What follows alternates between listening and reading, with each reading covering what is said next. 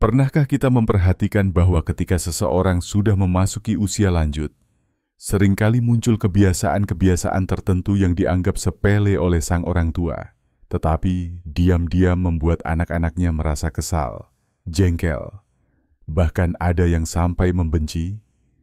Inilah yang akan kita bahas bersama dalam kesempatan kali ini. Sebuah topik yang cukup sensitif, tetapi penting untuk dipahami dengan hati-hati karena menyangkut hubungan orang tua dengan anak. Seringkali tanpa disadari, kebiasaan para lansia bisa menjadi sumber konflik dalam keluarga. Padahal maksud mereka sebenarnya bukan untuk menyakiti.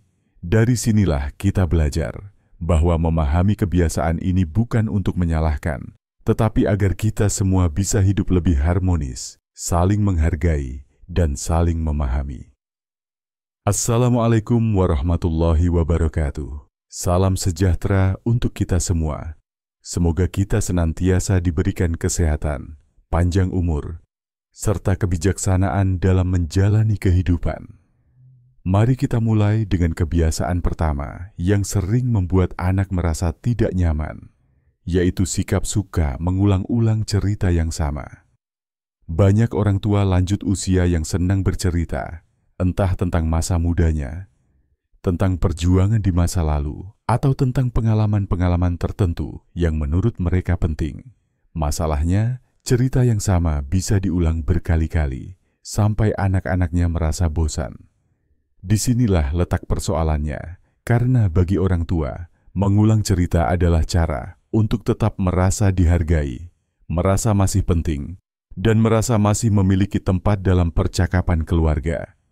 Namun bagi anak-anak, apalagi yang hidup di era serba cepat dan praktis, kebiasaan ini justru dianggap menjengkelkan. Banyak anak yang diam-diam menghindar hanya karena tidak ingin mendengarkan cerita yang sama untuk kesekian kalinya. Padahal, jika ditelaah secara ilmiah, kebiasaan mengulang cerita ini seringkali berhubungan dengan fungsi memori yang mulai menurun seiring bertambahnya usia. Jadi sebenarnya bukan karena orang tua sengaja ingin membosankan, tetapi memang ada keterbatasan alami dalam daya ingat. Kebiasaan kedua yang membuat anak sering merasa tidak suka adalah sifat keras kepala atau sulit menerima pendapat baru. Tidak sedikit lansia yang merasa bahwa pengalaman hidupnya adalah yang paling benar, sehingga mereka sulit menerima saran atau nasihat dari anak-anak yang lebih muda. Misalnya dalam hal kesehatan, anak sudah mengingatkan untuk mengurangi makanan manis atau gorengan, tetapi orang tua tetap bersikeras bahwa dirinya sudah makan seperti itu sejak dulu dan merasa baik-baik saja. Atau dalam hal teknologi, anak ingin mengenalkan cara baru yang lebih praktis, tetapi orang tua menolak dengan alasan tidak perlu atau terlalu rumit. Sikap keras kepala ini sering membuat anak merasa tidak dihargai, bahkan seolah-olah apapun yang mereka katakan selalu dianggap salah. Dari sinilah muncul jarak emosional, karena komunikasi terasa tidak seimbang. Namun sebenarnya, jika kita memahami lebih dalam, keras kepala pada lansia seringkali muncul karena mereka ingin tetap merasa berdaulat atas hidupnya. Mereka tidak ingin merasa seperti anak kecil yang harus selalu diarahkan. Jadi, bukannya semata-mata tidak mau mendengar, melainkan ada kebutuhan untuk mempertahankan harga diri. Kebiasaan ketiga adalah terlalu sering mengeluh. Banyak anak merasa jenuh jika orang tua hampir setiap hari mengeluh tentang sakit di tubuhnya, tentang kehidupan yang dirasa semakin sulit, atau bahkan tentang perasaan kesepian yang tidak kunjung berakhir. Mengeluh memang manusiawi, apalagi di usia lanjut ketika tubuh mulai melemah. Tetapi bagi anak-anak, apalagi yang sedang sibuk dengan pekerjaan dan keluarga, mendengar keluhan yang terus-menerus bisa menimbulkan kelelahan emosional. Ada yang sampai merasa malas untuk berinteraksi, bukan karena tidak sayang, tetapi karena sudah terlalu penuh dengan masalah mereka sendiri. Disinilah terjadi kesalahpahaman, karena orang tua merasa tidak diperhatikan, sementara anak merasa terbebani. Padahal, secara psikologis, lansia yang sering mengeluh sebenarnya sedang mencari perhatian, ingin ditemani, dan ingin merasa bahwa dirinya tidak dilupakan. Kebiasaan keempat yang juga sering memicu rasa jengkel adalah membanding-bandingkan. Ada sebagian orang tua yang suka membandingkan anaknya dengan orang lain, atau bahkan membandingkan kondisi sekarang dengan masa lalu. Misalnya berkata, "Dulu bapakmu tidak seperti itu," atau "Anak tetangga lebih berbakti daripada kamu." Kalimat seperti ini sangat menusuk hati anak, karena membuat mereka merasa tidak pernah cukup, seolah semua usaha yang sudah dilakukan tetap tidak dihargai. Bagi lansia, kebiasaan membandingkan ini kadang lahir dari rasa kecewa atau rasa tidak puas dengan keadaan. Mereka mungkin berharap lebih, tetapi tidak menyadari bahwa cara menyampaikannya justru melukai perasaan anak. Jika terus-menerus dilakukan, kebiasaan ini bisa membuat anak menjauh, bahkan tumbuh rasa benci. Meskipun di lubuk hati terdalam, mereka tetap sayang pada orang tuanya. Kebiasaan kelima adalah terlalu ikut campur dalam urusan rumah tangga anak.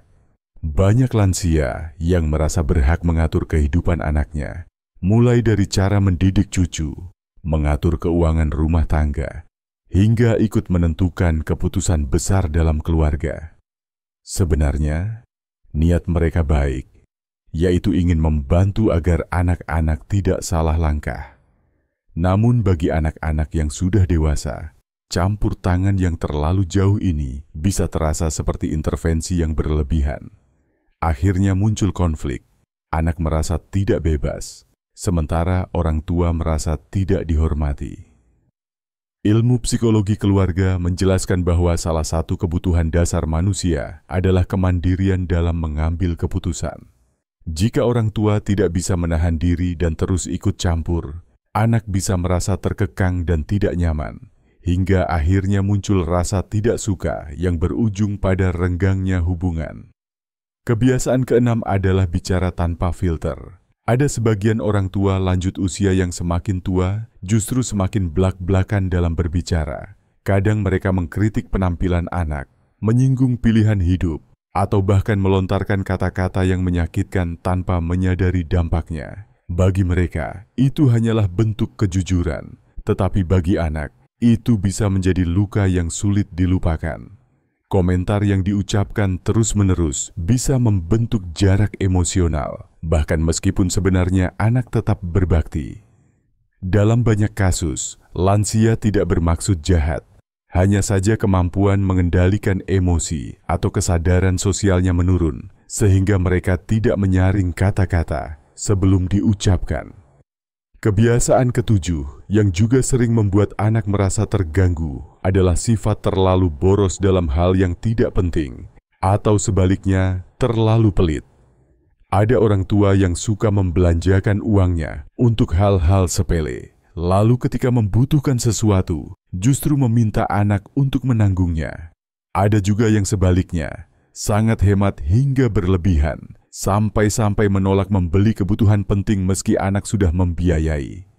Kedua ekstrem ini bisa membuat anak merasa jengkel, karena mereka ingin orang tua hidup lebih seimbang dan nyaman, bukan menyulitkan. Kalau kita rangkum, kebiasaan-kebiasaan ini sebenarnya tidak lahir karena niat buruk. Justru seringkali lahir dari rasa takut, rasa kesepian, rasa ingin dihargai, atau keinginan untuk tetap merasa penting dalam keluarga. Anak-anak yang tidak memahami hal ini bisa salah menilai, lalu muncul rasa jengkel hingga benci. Oleh karena itu, kunci dari semua ini adalah komunikasi yang sehat, empati, dan saling pengertian. Bagi orang tua lansia, penting untuk belajar mengendalikan diri, mengurangi kebiasaan yang bisa melukai perasaan anak, serta lebih terbuka menerima perubahan zaman. Sementara bagi anak, penting juga untuk memahami bahwa orang tua sudah melewati masa hidup yang panjang, dengan segala pengalaman, luka, dan keterbatasan yang mereka miliki. Akhir kata, kebiasaan lansia yang membuat anak merasa benci, sebetulnya bisa diubah menjadi kebiasaan yang membuat hubungan semakin harmonis, asalkan ada saling memahami. Jangan sampai rasa jengkel menutup rasa kasih sayang. Karena pada akhirnya, anak dan orang tua saling membutuhkan, dan keduanya sama-sama ingin merasa dicintai. Semoga pembahasan ini bermanfaat dan bisa menjadi bahan renungan bagi kita semua. Wassalamualaikum warahmatullahi wabarakatuh.